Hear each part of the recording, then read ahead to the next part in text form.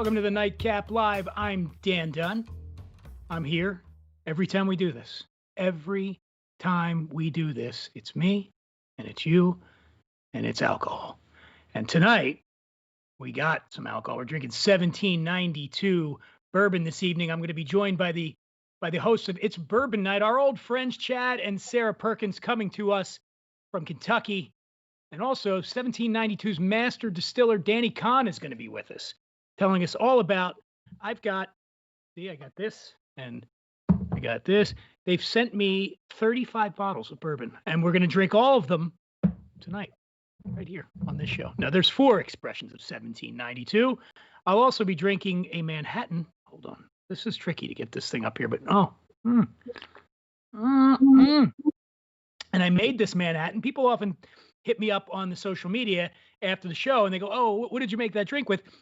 And then I have to type them back, and that's a pain in the ass. So I'm just going to tell you right now, I used the 1792 small batch. I used 2 ounces of this, and I used this Vino Cinato Alessio Italian sweet vermouth, which I love, one of my favorite Italian sweet vermouths.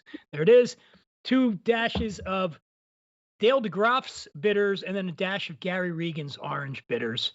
And I stirred it up, and I strained it into this beautiful coupe glass here, and I put a cherry in it. All right, that's it for our show. See you later. No, I'm contractually obligated to stay here at least 47 more minutes. All right, here we go. 1792, by the way, if you're wondering about the name, the Commonwealth of Kentucky was admitted into the Union as the 15th state on June 1st, 1792. So that's where the name came from. Interesting enough, that's the same year Kentucky Senator Mitch McConnell was hatched from the egg of a giant tortoise that fed on the souls of human beings. True story. I swear to you, that happened. Maybe. 3 things that actually did happen in 1792. I looked this up, okay? The U.S. Postal Service was established in 1792. Congress passed the Presidential Succession Act, 1792, and someone invented a toilet that flushed, 1792. I'm happy to report, as someone who incorporates a bran regularly in my diet, one of those 3 things is probably not in jeopardy of falling apart this year. So eat all the bran you want, flush the toilet. That's all you got to do. I invite you to, as always, check out my podcast called What We're Drinking with Dan Dunn. It's just frolicking, drinking, frolicking, frivolity. Is that a word? And we have guests, celebrity guests. Pitbull's coming up, and Jason Aldean within the next week. Pitbull, Jason Aldean. We got country, and we got you got Miami Cuban thing going on. A lot of variation there on the show. It's available everywhere podcasts scream. You'll notice I have to get my mouth right let me just sync it up with my brain. Stream is the word I was looking for. It's available everywhere podcast stream. I also invite you to follow me at The Imbiber on Twitter and Instagram, and send me questions, comments. And speaking of that, we have a comment box here. I'm going to put my fan on. I'm hot.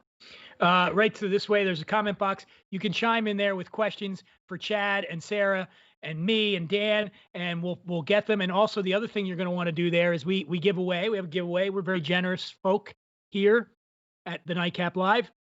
And as always, we're giving away a Flaviar membership. Flaviar is a club, and every quarter, if you're a member, you get a box, and in that box is a spectacular bounty of adult beverage goodness. Bottles you can't find anywhere else sometimes.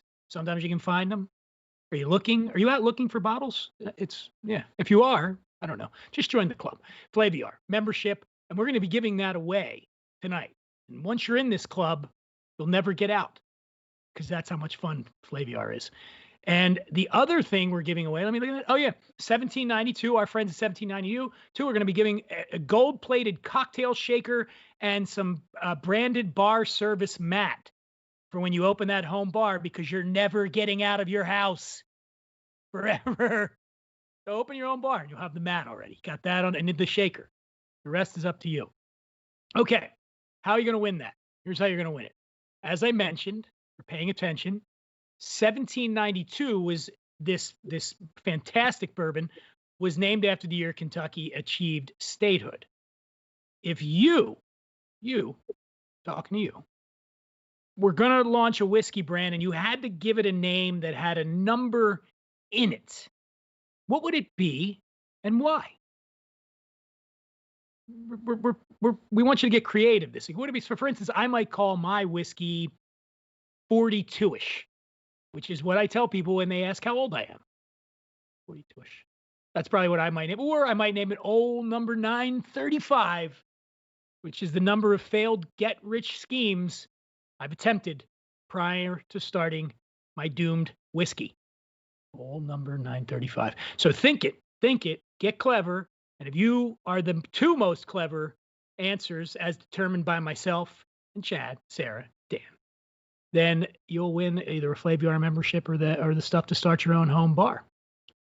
What else I got? I think maybe it's time. We got a lot of whiskey to get through tonight, so I think it's time to bring on our first guest. They have been with us before. You know them. You love them. They're the host of It's Bourbon Night, which is a wildly popular show, and they're just wildly popular people and good people, too. Please welcome Chad and Sara Perkins. Hi, guys. Hey, guys. Hello. What's up, Dan? I don't know if I've ever been described as wildly popular before. Oh, first time for everything. I like it. By the way, we're simpatico tonight. We're going flannel. Flannel. Yeah, right? It's officially fall.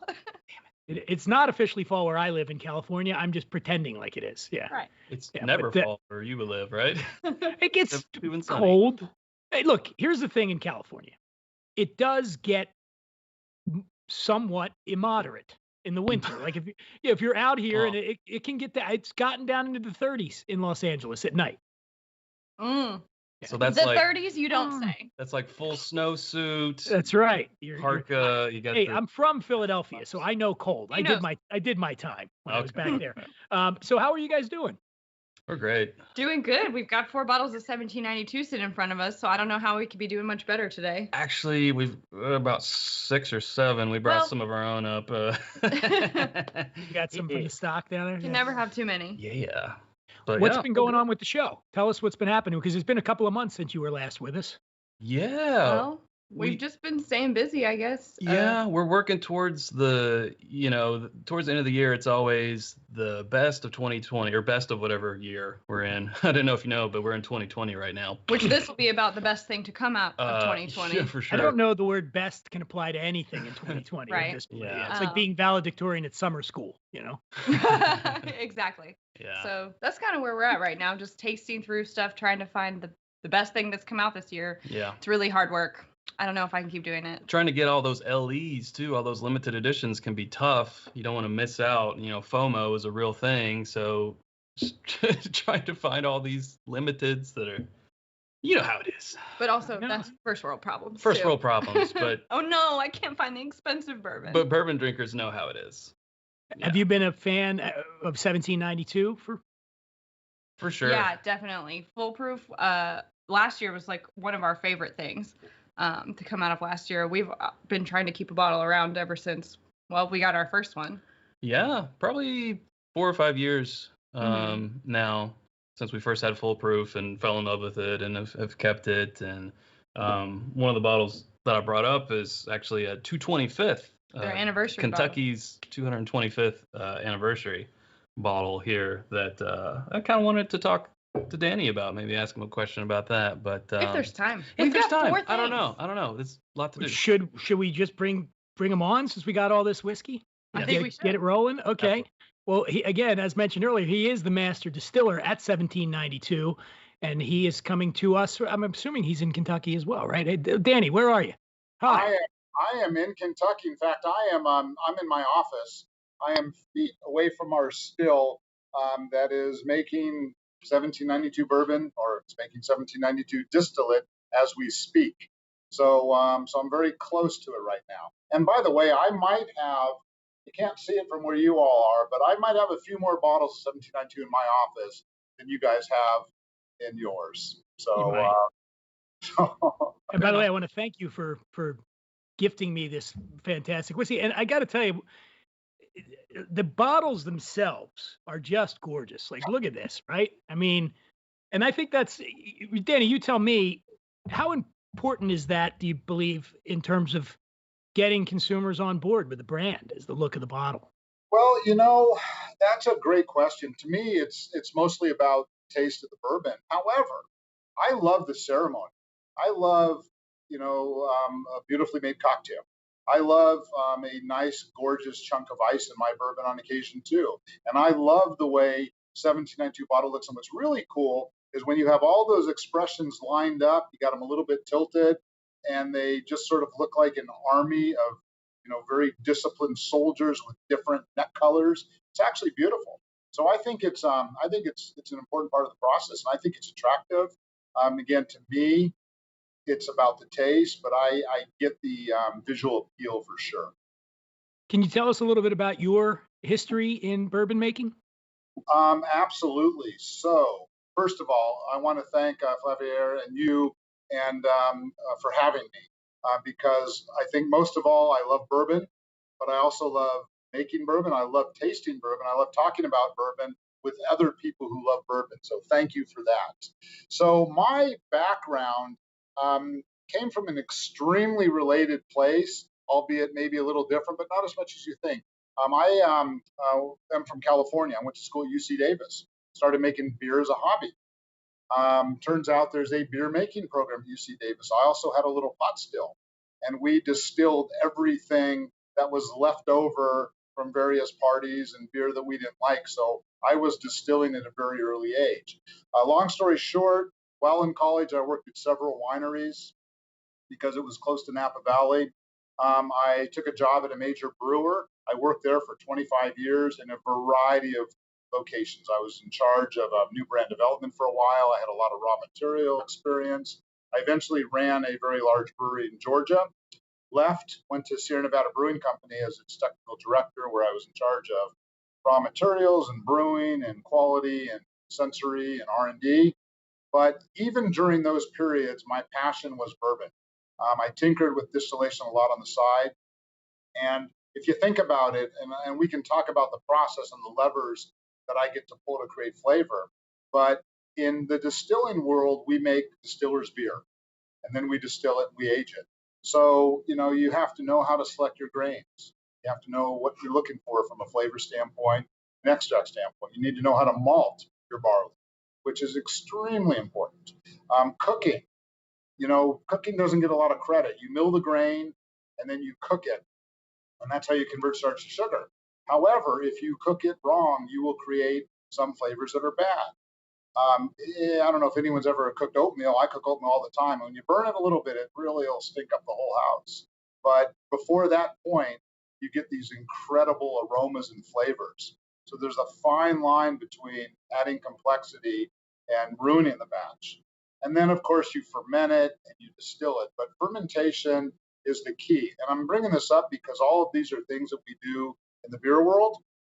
And there's two things I like to say. So when I walked into the distillery, I've been here for 2.5 years. It was immediately obvious what we do and how we create flavor. But beer wants to be bourbon when it grows up. That's a nice way to put it. I'd rather say, and my beer friends, and I still have a lot of people in the industry that hate this, but truth be told, man, beer is for quitters. Because if you simply distilled it and let it age for 8 or 10 years, you can turn it into bourbon.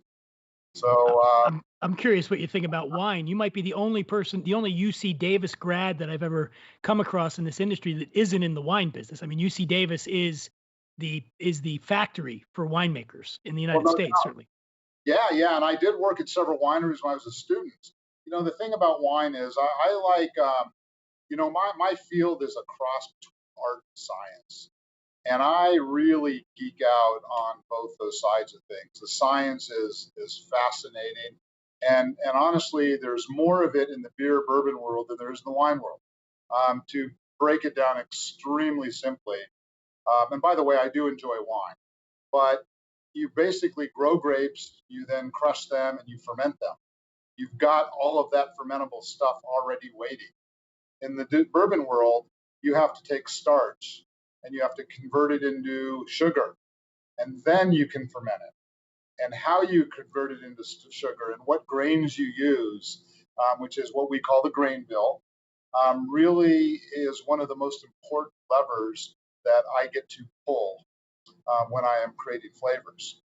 So it's really different. There's more involvement from the master distiller standpoint than there is the winemaker.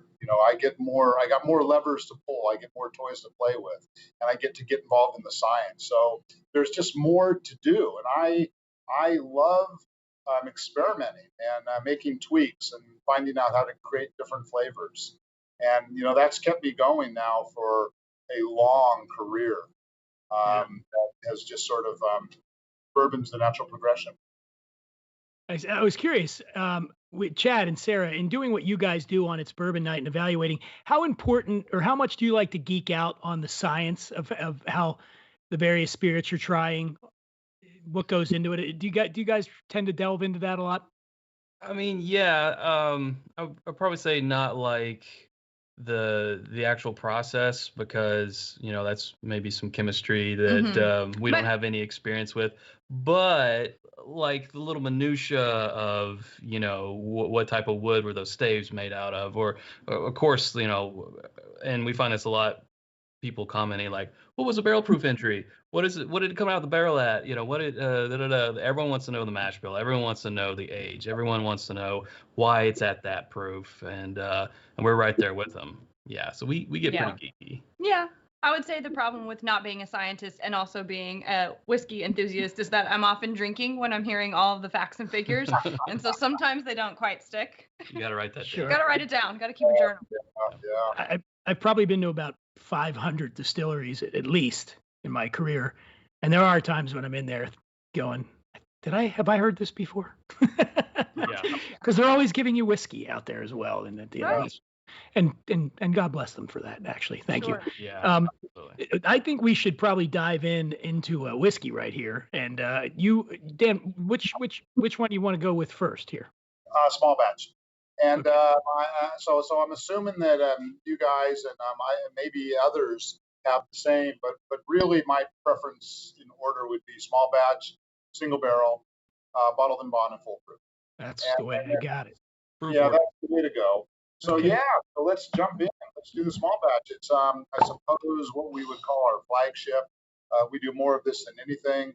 Now, by the way, these 4 bourbons we're tasting, they all use the same grain bill. There's going to be, the first 3, there's some subtle differences, and we can talk through those. But the thing, when we talk about our bourbon, people want to know, why is it different? What makes it different? And I think the 3 things that I like to point out are, it's a high rye grain bill. Now, a lot of bourbons are high rye, some are low rye. Rye is a very dominant grain. It provides a spicy character.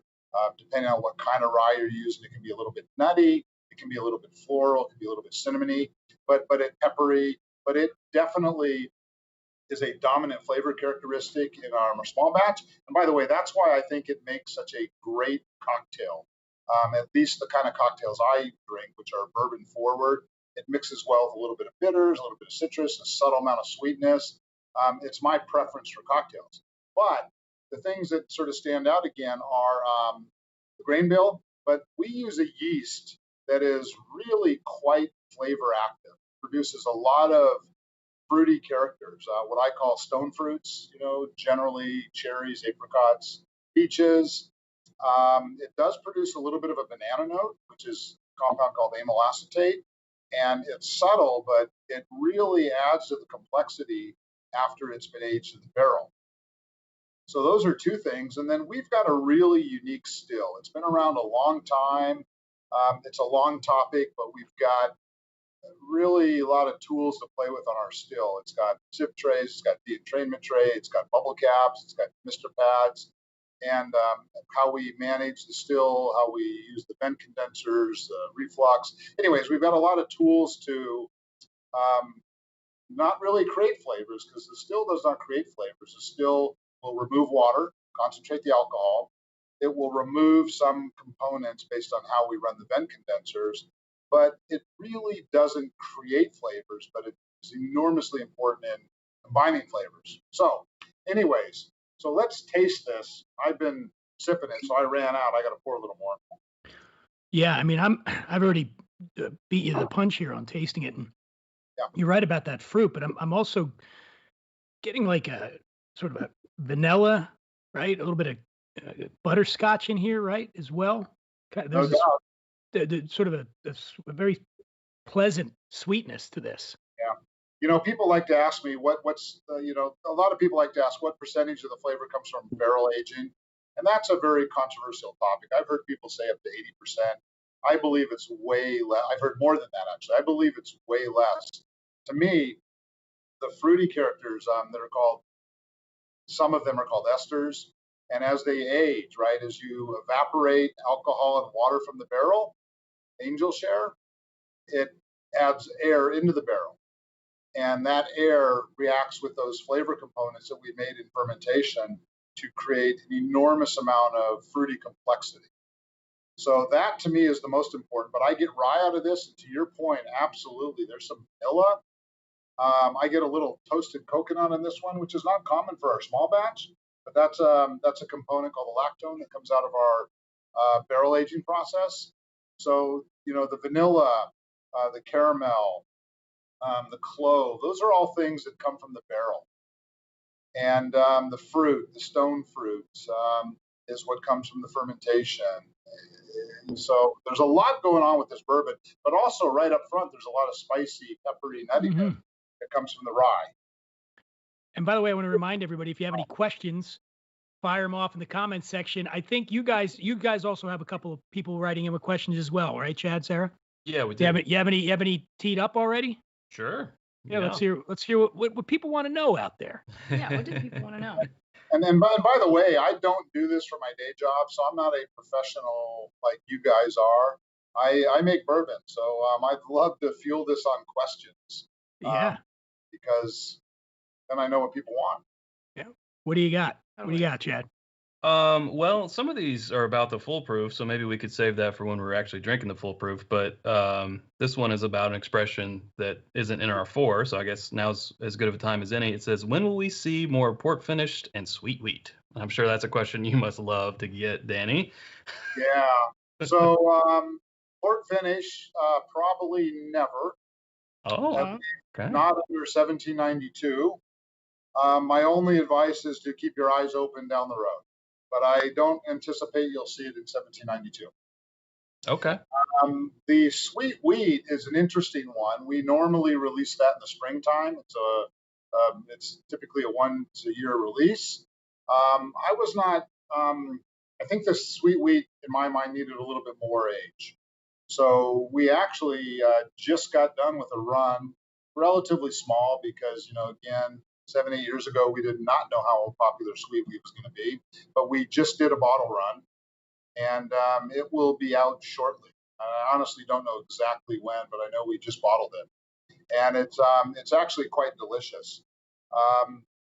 One thing though wasn't asked, I'll share it. When I taste a wheated bourbon versus a rye bourbon, to me, the absence of rye is more important than the presence of wheat. And what I mean by that is the rye is so dominant, so spicy.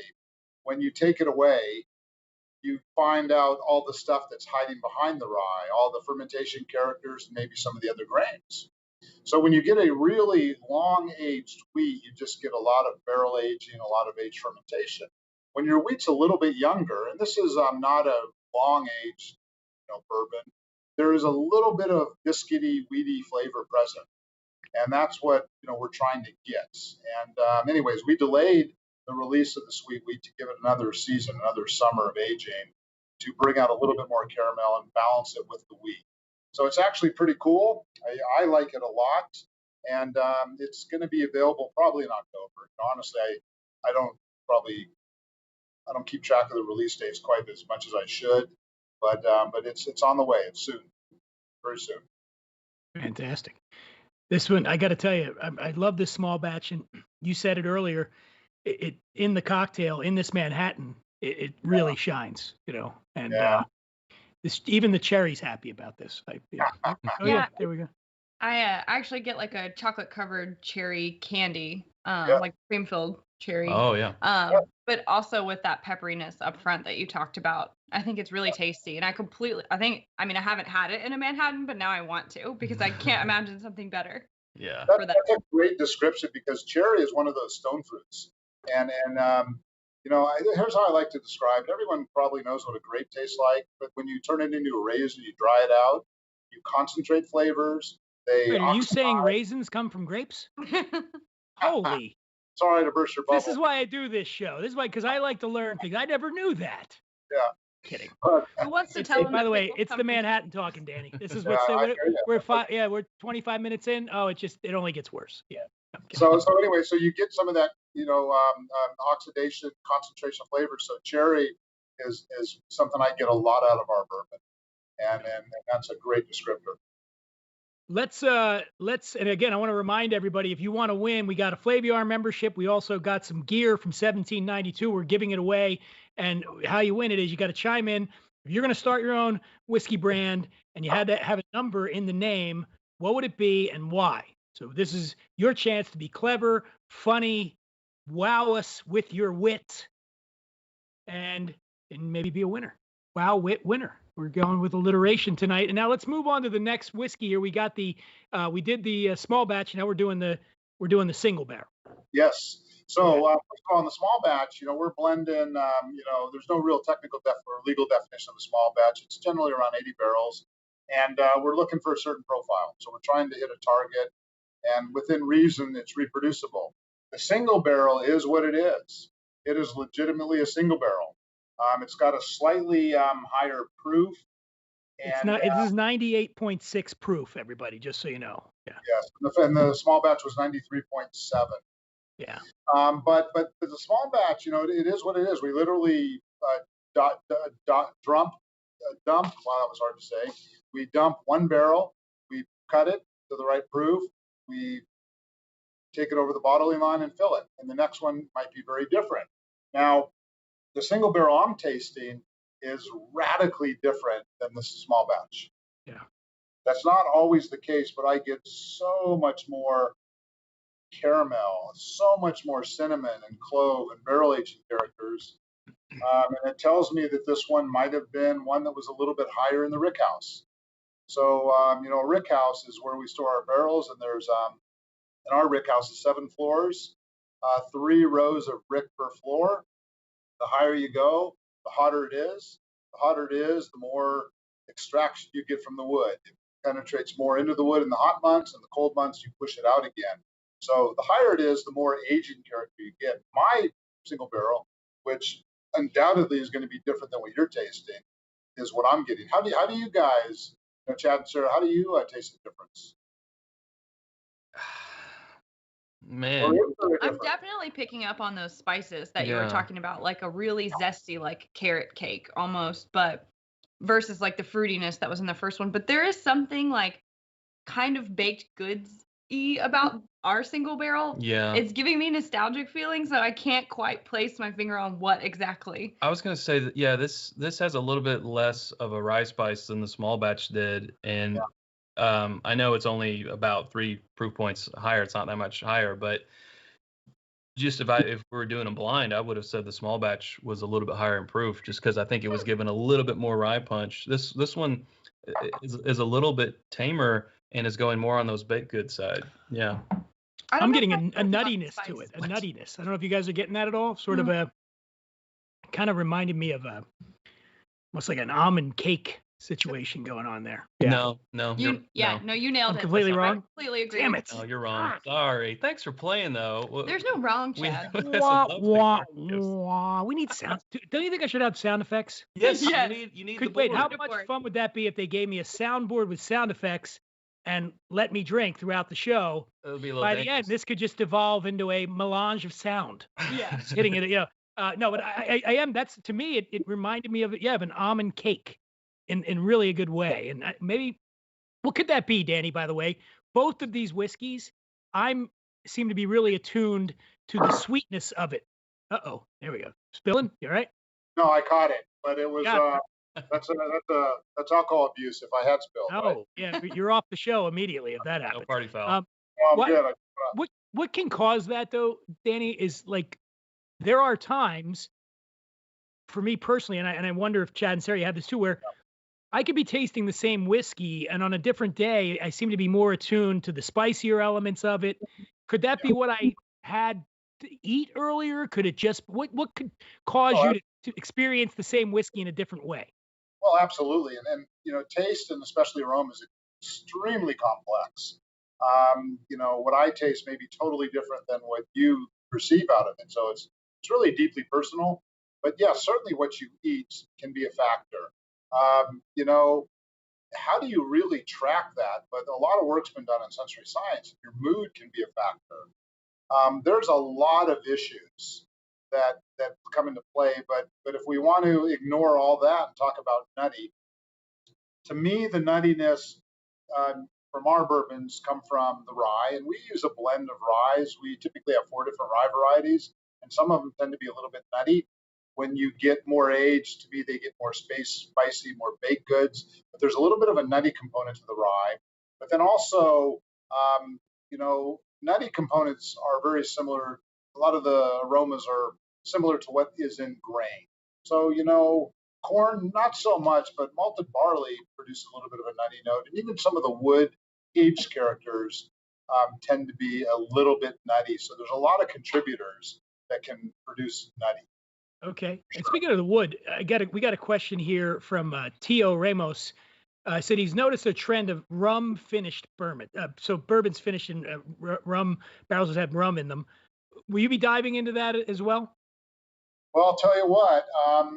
One thing that not only am I allowed to do, but I'm encouraged is to experiment. It's something that is kind of expected out of me, and that kind of put a smile on my face when I realized that, because I get to play with bourbon or other whiskeys, and I do a lot of finished barrel stuff. And some of them may make it to market, some may not. And the rum world is extremely diverse, right? Some, whether it comes from Jamaica or other parts of the Caribbean or Guyana or Central America, rum is incredibly complex. And then some people age the column distilled rum separate than the pot distilled rum. Some blend it or they age it. And all of those factors will drive what that barrel tastes like, because like bourbon, right, it's been sitting in the barrel for some amount of time. And some of those flavors will obviously penetrate into the bourbon. So, two things going on. One is you're picking up some of the flavors from what was in the barrel, but then just by being in the barrel, it's more age. So you're getting more of those other age characters that are going to be oxidations, evaporations, a little bit of wood extraction. So it's incredibly complex, and you don't really know what you got till you do it. Some may age well at 6 months, some may continue to improve for several years. So it's an experiment, it truly is. So I'm experimenting with a lot of different barrels right now. And another barrel related question from James Wolverton is: Do you have a favorite location in the rick house? Is it where those barrels tend to be your favorites? Where is that? Yeah. So, there's a term that I love in the distilling world called the honey barrel, and it speaks to a barrel that is just better than the rest. And briefly, to put it in perspective, I can control how I ferment, how I mill, how I cook, how I ferment, and how I run the still. So I can be pretty good at making distillate consistently. However, once it goes into a barrel, where did that wood come from? What part of the tree did it come from? Are huge factors. How was it seasoned, which is the aging before you build the barrel, usually out in the open. And then how was the barrel charred? And then, of course, where in the rick house is it? So the higher you are in the rick house, the hotter it is, the drier it is. So you get more evaporation, you get more aging characters. If you're on an aisle, there may be more airflow than it would be in the middle. So all of these factors drive flavor.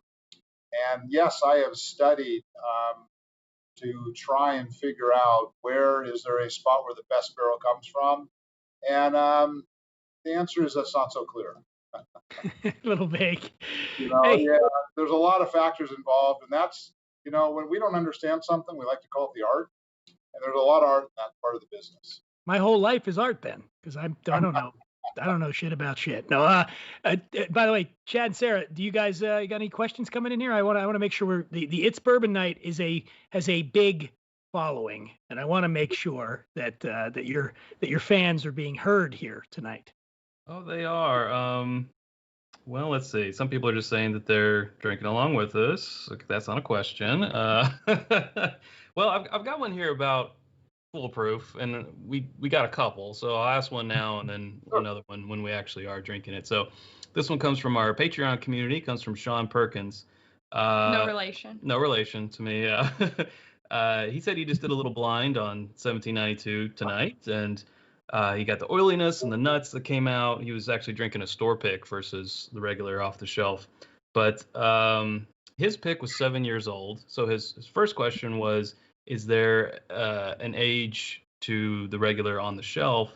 And then his other question is, it's always 125 proof. It's foolproof. So if you could just kind of talk about barrel entry versus, how that might differ from barrel proof where the proof changes. Yeah, sure. So first of all, something I like to share, and by the way, no one's ever got this question right anywhere I've ever asked. It's a basic one, but what are the 5 things that make bourbon? And there's one thing that everyone gets wrong, but it's 51% or more corn. It's got to be made in the USA. It's got to be distilled at no more than 160 proof. It's got to be put away at no more than 125 proof, and I'll come back to that. And the one that everybody gets wrong is it's got to be stored in new charred oak containers. It does not have to be barrels. But the problem is it's really hard to roll boxes. Yeah. So we put them in barrels, but that's sort of a silly technicality. But anyways, so So you're saying you could build a pyramid, and we could have a pyramid that yields bourbon. That's the next thing.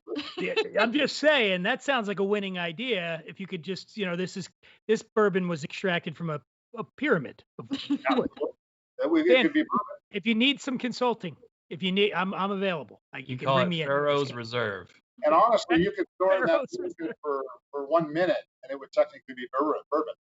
It would not be straight bourbon. It could never be straight bourbon because that has to be at least 2 years old. It could never be bottled in bond because that has to be 4 years old or more. But it could be bourbon. It will not be good bourbon, but it could be bourbon. Yeah, true. But anyway, so the 125 proof. So a lot of people put bourbon in the barrel different concentrations, or different proofs, concentrations, same thing. So at higher proofs, you extract more than you do at lower proofs. It's a deeply contested topic, but if you have the exact same distillate in the same barrel at 2 different proofs, you will see some differences. And again, it's one of those things that, there's not, in my opinion, not necessarily one that's better than the other. They're different. So that's something else that I'm experimenting with, our entry proofs. And I think in general, lower proofs are going to require a lot more age. And you don't really know till you do it. And you got to have patience when you make bourbon because these things take years and years and years. But to answer the question, if I even remember it now, so foolproof is we dilute it back down to match entry proof. And then part of that is just so that it's consistent. Everybody wants a barrel proof. Now, I recently pulled a bunch of 12-year samples, and the proofs were anywhere from 135, which is actually pretty low for a 12-year-old, to 162.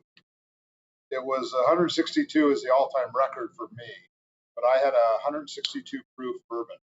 The one that I liked the best was about 147 proof. So anyway, so we cut it down to 125 just so that there can be that consistency year over year. And I think the other part of that question was there was some nuttiness and some fullness. I forget exactly what you said about that. Yeah, well, he was just kind of comparing his store pick. And it had the oiliness and nuts that came out of the store pick were a world of difference. Yeah, the oiliness, that was it, yeah. So all these bourbons, the small batch, single barrel, the bottom bond, the full proof, they all have the same grain bill. They all have the same yeast. we're looking for something a little bit different on small batch, and we're picking a certain part of the warehouse to get that blend. Full proof, the really big difference, in addition to the proof, is that it is not chill filtered. And that is actually a pretty significant deal. So in chill filtering, we'll chill the bourbon down really, really cold, usually below 26 degrees Fahrenheit, and we'll allow it to stay there for some period of time. And then when you do that, some of the medium chain fatty acids, oils from the corn, from the yeast, will start to coagulate. They'll sort of gel up. Like if you had an egg white in water, you see flocks. And then you can filter them out. And in so doing, you remove some of the aromas. You remove some of the flavor, some of the viscosity. And if you were to taste a bourbon before and after chill filtering, you would see a difference. Now, ideally, you want to get rid of the long chain fatty acids, the ones that are over 20 carbons, actually probably over more like 14 or 16. But then the ones that have, sorry, getting into this chemistry of things, but when you get into smaller chain fatty acids, those are the ones that are flavorful and have aromas and textures. And that makes a big difference. Now, the reason we don't do it, or the reason why we only do it in the full proof, is that at higher proof, it doesn't flock out. So if you had that, if you didn't chill filter at lower proof, it might get cloudy, and cloudy is not bad, but it might look like, like a snow globe. There's big chunks floating around, and that doesn't look appealing, but you can usually shake those up and they'll go away. But anyways, it doesn't look appealing, and everybody doesn't understand it, so we have to chill filter the lower proof bourbons. Full proof will not get as gnarly if it comes out of solution. Let's move up on the proof here. Let's go up to the bottled and bond and try this one. So bottled and bond, again, same grain bill. The oldest consumer good law in the books, 1897, and it requires three things. It's got to be at least 4 years old. It's got to be exactly 100 proof, and it's got to be distilled, fermented, aged, distilled, all from the same season. Generally, that's from January to June or July to December. And that, I think, has a lot to do with the ability to trace. Prior to this, there were a lot of shysters who would put really nasty things in clear distillate, like tobacco spit, into a clear distillate and call it bourbon. So bottled and bond was the first consumer protection law in existence, as far as my research can tell. This is delicious. I'm definitely getting the rye spice on this, and yeah, it's a lot brighter, a lot more citrus in ours. I'm getting a lot of fruity character out of this one. Yeah, I was gonna say like a darker cherry than what we had on the first one. And some lemon zest. This is a great proof for cocktails. I think it's just about perfect, as long as you're not using ice. It's too small and diluting it too much. But to me, 100 proof, 110 proof is about the perfect range for a cocktail whiskey base. Yeah, I agree. Hey, I got a question for you, Danny, from Spiker Mods. Wants to know, what's the oldest barrel you currently have in the rickhouse? The longest aged? About 18 years. 18 years. Okay. Yeah. How much? I will buy it now. I'll take it. Yeah. There's not much Ring it up. Ring it up. There's not much in it. No. I would imagine not. Yeah. What's your I'd like to hear from all of you guys. So Danny just mentioned a cocktail. You're gonna make something with this, with the bottled and bond. What's your go-to for this? What would you do, Sarah? Oh, that's a good question. I'm gonna give the boring answer of an old fashioned. We actually have one that we make that's like it's got a orange black tea infused simple syrup that fruitiness I think would actually go really well with this, and I agree, the proof and the higher rye really cuts through anything that you add to that. So that's what I would make. But actually, I really think this could be good in like a mule with a spicy ginger beer. If you want to go that way, it's hot out. I hear you. Chad? We make a cocktail called a Tight Spot, and it's got some blueberry jam, ginger beer, some tiki bitters, mint, and we usually like to put a good Bald and Bond bourbon or rye in it, and it's delicious. That sounds good. I'm ready for one of those. Yeah, I know. I'll make you one. Come over. I'm coming over. I'm heading over right now. Danny, what about you? What you're making a cocktail with a bottle and bomb. What are you gonna go with? So my cocktail tastes are spirit forward, and although it appears boring, not, but old fashioned, but possibly a Manhattan, and I occasionally make Sazeracs as well. But the thing about old fashions is that there are an infinite number of options, and sometimes I use syrup, sometimes infused syrup, sometimes sugar cubes. I like a little granularity to it. I almost always use a lemon and an orange peel, but different bitters. Sometimes I actually muddle the sugar cube and the lemon peel or the orange peel because it just explodes with more aroma. Now, not fruit, never, ever, ever fruit, but just the peel, oily part. So there's an infinite number of options on the old fashioned. So I would go with an old fashioned and kind of figure out what I want at the moment. I'm getting thirsty. I wish I had my crew here to make me another drink while I'm doing this, but I guess I can't leave, can I? I can't just go do the drinking thing. Yeah. I mean, we can. Well, this is going so well, right? I think let's just keep on plowing through here and let's get to the full proof, because I know you guys, Chad and Sarah, you guys, some of your fans there have some questions. So let's get into the full proof right now, and which is, what are we talking about here? Proof? Whoa, 125. 125. Yeah. Not chill filtered, and we tend to like to go high in the rick house to get a little bit more age component. But mine it's just a delight. Proof is an important flavor component. If you cut this down to 115, 105, 95, the same bourbon, you will have three very different bourbons. Proof is a very important lever that we get to pull for our flavor development. But again, I'm getting out of mine, I'm getting tons of a compound called the lactone. And lactone can either be coconut or dill. I get the coconut out of this one. I mean, there's two different types of lactones, basically. And I'm getting out of my full proof, I'm getting a lot of toasted coconut, a lot of caramel. Yeah, I agree. Weirdly reminds me of the Girl Scout cookies. What do they call Samoas, caramel delights, depending on where you're at. Oh yeah. It's the caramel and the coconut. Yeah. Yes. There's some great whiskey Girl Scout cookie pairing advice out there too. We have partaked. Yes. Yes, that's always a fun time of year when we get to do that little pairing. Mm-hmm. I should point out that the influential, renowned whiskey expert Jim Murray, anybody a big whiskey fan knows of Jim Murray's Whiskey Bible.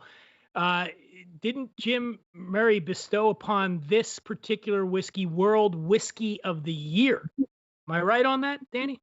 You are correct. Yes. So he liked it, is what you're trying to say. Thought it was the best whiskey in the world, and he does know his whiskey tasting. That's for sure. He's not off on this. I'm telling you, this is really, really fantastic. Got a kick to it. When I taste bourbon or any whiskey, I'm sniffing it 30, 40 times for every taste.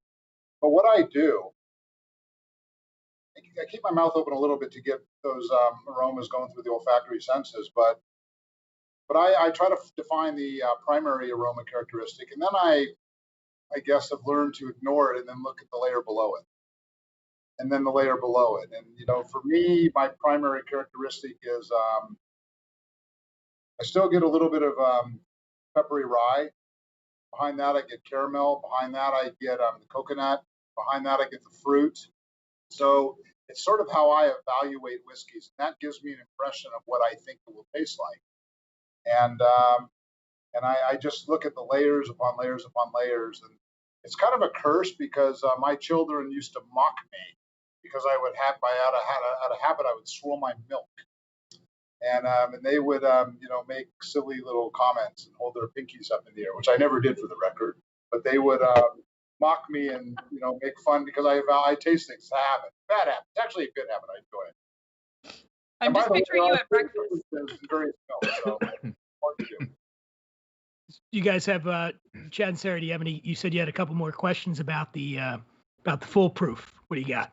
Yeah, I think I can kind of amalgamize them all together. What a word. I know. I don't even know if it's real. Check out the big brain on Chad. Look at this. Okay, we get it. You're better than us. Just fine. As long as everyone knows. Okay. I like the Pulp Fiction reference, by the way, but sorry, Chad. Yeah, there you go. Big brain on Brad.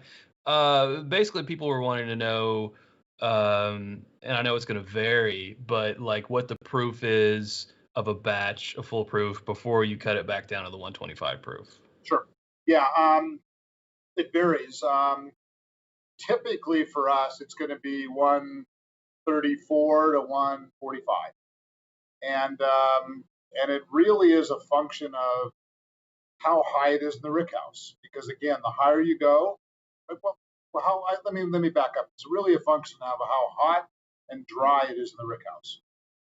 That's a function of how high it is in the rick house and where the rick house is located. Some are up on a hill and they're more exposed to sunlight and drafts.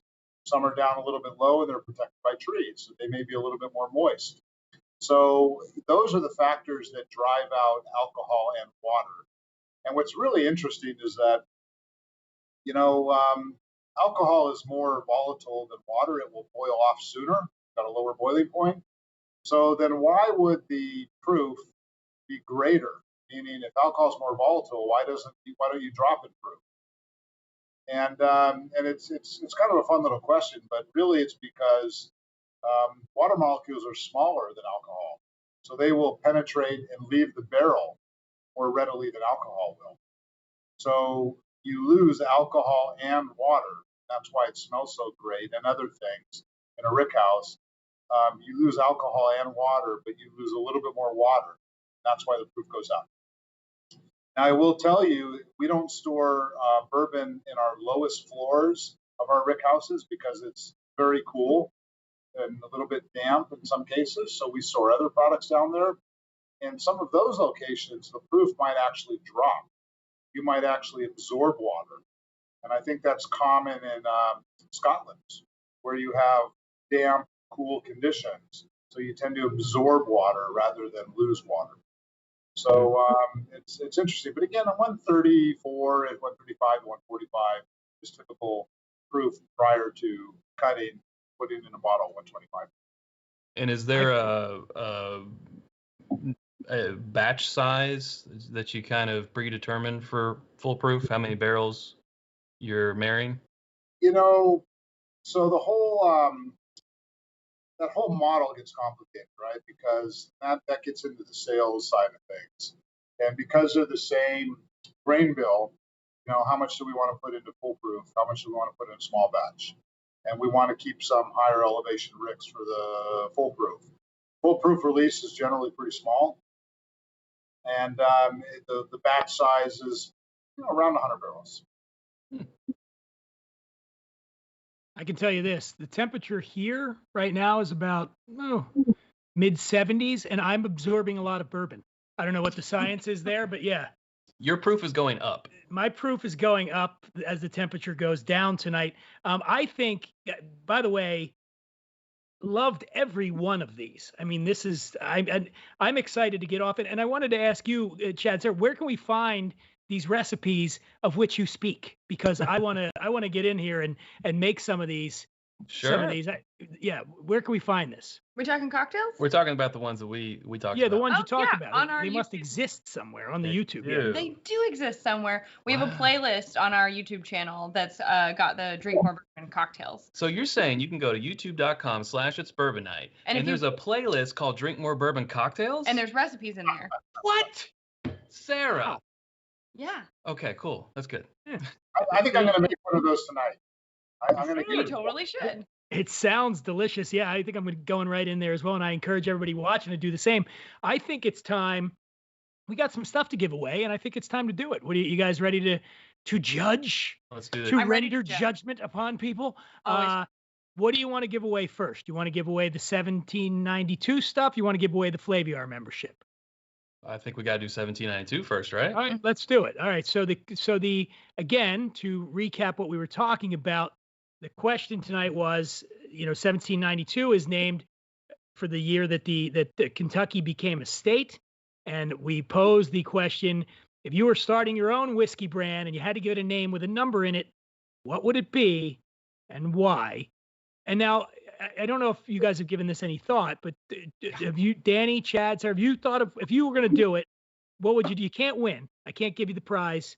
I'm legally prohibited from giving you prizes, but never mind.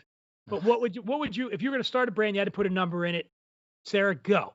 Oh gosh. I don't know. My number would be 138. That's my favorite number. And from that Misfits song. I don't know what I would call it though. You just call it 138 bourbon? Just put reserve after anything. 138 reserve. No, I don't. See, that sounds fancy. Put reserve after it. Chad, what would you do? He's got a good idea. Mine is 1985 Out of Time. Is that the REM record or something? Back to the Future. 1985 is when Back to the Future came out, and Out of Time was the license plate. Okay, because REM had a record called Out of Time that I think probably came out right around that time too. So. Right. Yeah, Dang, yeah. that's what I said. Yeah. Danny, what do you got? 2020, but that really sucks. That wouldn't sell at all.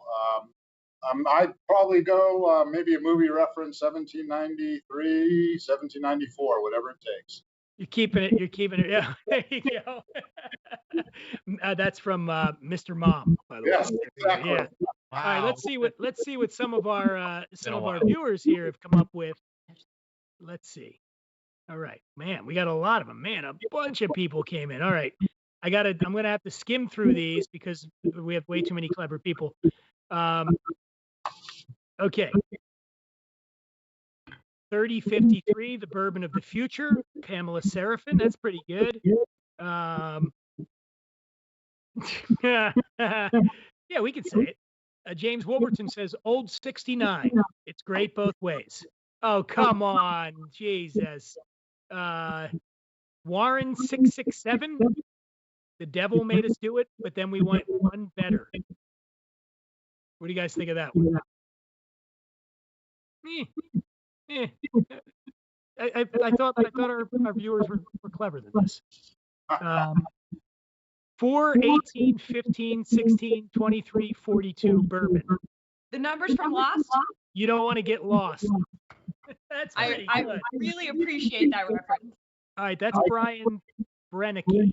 I didn't recognize that at all. So, Brian Brennicky. So he might be in the lead just because it's the most obscure thing. Oh, wait. Amy Yakubov said 3.14. Nothing more American than apple pie, PI, and bourbon. Pretty good. Also pretty clever. Yeah.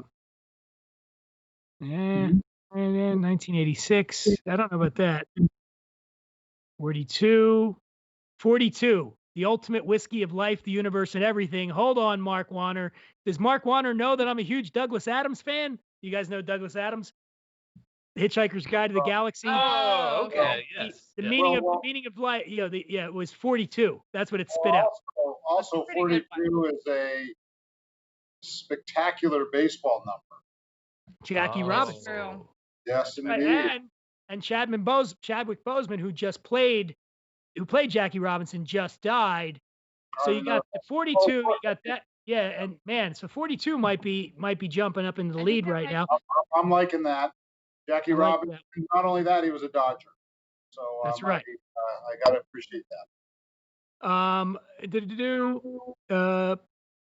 No. I'm 2021 small batch because 2020 has been really rough. Yeah, it's pretty good. 50. Yeah, guys, come on. 1956 because that's the year I was born. Listen, Beaverton Bob. we all care, but not that much. Yeah. All right. Let me see. What else we got here? No, I don't think that one. 1964. That's when Congress recognized bourbon as a distinctive product of the United States. All right. Pretty good. Any of your guys chime in, Chad? There? Oh, not on anywhere separate than the comments. Yeah. Kurt Sarderson said 41. That's the number of bottles he's rated in his Flaviar home bar to develop his tasting skills. Sorry, shameless plug for the company there. And then Morgan H said, I'll call my whiskey 5 to 9. That's the typical drinking time at my house. All right. What are you guys thinking? We're going to give away the 1792 shaker and bar mat first. What do you? I'm biased towards the Lost numbers because I love that show, but I like the Lost numbers and I like the 42. I like 42. I thought 5 to 9 was cute. Let's do this because we got 2 things to give away. So let's give away. Where was that Lost thing? So I'm trying to find it. 42 is my favorite because of Jackie Robinson, to be quite frank. Even though that wasn't a reference, but when I see 42, I think of Jackie Robinson. The Lost is cool, even though I know nothing about Lost. Sorry, I can tell you this: at the end of Lost, I was like, "Man, did I just spend all this time watching Lost?" And they screwed me over at the end. So how about we do this? Mark Wanner, Wanner, because Danny Kahn loves 42 and I love 42, and you put in the life, the universe, and everything, and I highly recommend anybody who's not read Douglas Adams, the great Douglas Adams, read that. That's one of his books in the Hitchhiker's Guide to the Galaxy series. Mark Wanner, you have won the 1792 shaker and the bar mat. Just shoot a quick comment in there, and the Flaviar folks will get back to you. And then I guess we got to give away this. I guess we got to do it because Sara is big on the Lost thing. So I think Brian Brennicky. Brian Brennicky. 15, 16, 23, 42, and 42 is in there as well. So now you're pandering. Now you're pandering, Brian. Brian Brennicky, congratulations, my friend. You, like us, are now a member of the Flaviar membership. And I don't know if people know this. All of us Flaviar members live on a secret island with a smog monster. Once you join, things get real weird. Whoa, spoilers. I haven't seen Lost yet. Well, you've had about 10 years. Oh, I gave it away. By the way, how do you, I had a conversation we did a Zoom call with some people the other night. We were talking about Breaking Bad. And somebody said something about, I won't say it, but what happened, and somebody on the Zoom call said, shh, I haven't watched it yet. Like, the show went off the air 8 years ago. What's the statute of limitations on when we can talk about it? I say like 2 years. Yeah, no. When they're 4 seasons into the spinoff show, then I think you've passed your time. You can't be mad about it anymore. Don't say anything. Yeah. Oh, at the end of Jaws, they killed a shark. What? No! Oh my God! I was gonna watch it this week. Guys, I always love having Chad and Sara Perkins on the show. Great fun with you, and I again, it's Bourbon Night. Go to the YouTube channel. The delicious recipes they talked about tonight. Again, Sara, what is it again? It's at Bourbon Night's channel, YouTube. What's the mix? There's a playlist, and it's called Drink More Bourbon Cocktails. Drink More Bourbon Cocktails. And we'll probably be doing some more for the holidays. So. And you know what? We've got a newer one. We've only got one video on it so far, but it's called Eat More Bourbon. And the first one was a bourbon butterscotch pie. We actually have 2. The other one is the bourbon bread pudding. We have 2. Nice. Wow. Be adding to that soon as well. Yeah, exactly. Exciting stuff. And Danny Kahn, master distiller at 1792, the man who is putting this beautiful juice in these beautiful bottles. Danny, congrats on this, man. It's all that time in the beer has paid off. Bourbon now. It's been fun, and like I said, I love making bourbon. I love tasting bourbon. I love talking about it. I love talking about it with people who appreciate it too. So thank you for having me, Dan. Sara, Chad, it's been awesome. I've enjoyed it. We should drink together sometimes. We can't wait to do it. We should absolutely do that. And wait to do it in person. Yeah. If you'll indulge me, we had this little conversation before we went live, but will you allow me to do your last name in the way that you know I'm wanting to do it? Nope. Absolutely. Sorry. I just want to say, don't blow the mic. I won't blow the mic. Thank you to Danny Kahn. Okay. Oh, we're getting all the references in. Now we're doing Star Trek. I love it. Of course, I want to let everybody know next week. I think we're doing 2 shows again next week, and on Tuesday night, I'm very excited. One of my oldest, dearest friends in the world, Zane Lamprey, the great Zane Lamprey. Anybody that knows the drinking world, the very first drinks-based show that ever was on TV, 3 Sheets, Zane Lamprey. Zane and I used to have a show together until we almost killed each other, but now we've made up. The happy hour with Zane and Dunn days are over, but the friendship's back. I love that guy. And on Tuesday night, I'm going to be right here, same time, same bat channel, with Zane Lamprey this coming Tuesday, the 29th. And then I don't know what we're doing on Thursday, but I'll tell you on Tuesday when you tune in. I'm Dan Dunn, and I want to thank everybody out there. I know you got a lot of options streaming on Netflix or whatever, but you're here with us for an hour every week, and we really appreciate it. And I invite you to check out Flaviar. If you're not a member, become a member, or else I'm going to get paid less probably, and nobody wants that. I can't live on the bourbon. I need money to buy the ingredients to make the recipes that Chad and Sara put in, because this cake and stuff that they're doing sounds expensive. Now help a brother out. Join Flaviar. I got nothing else. That's all I got. Cool.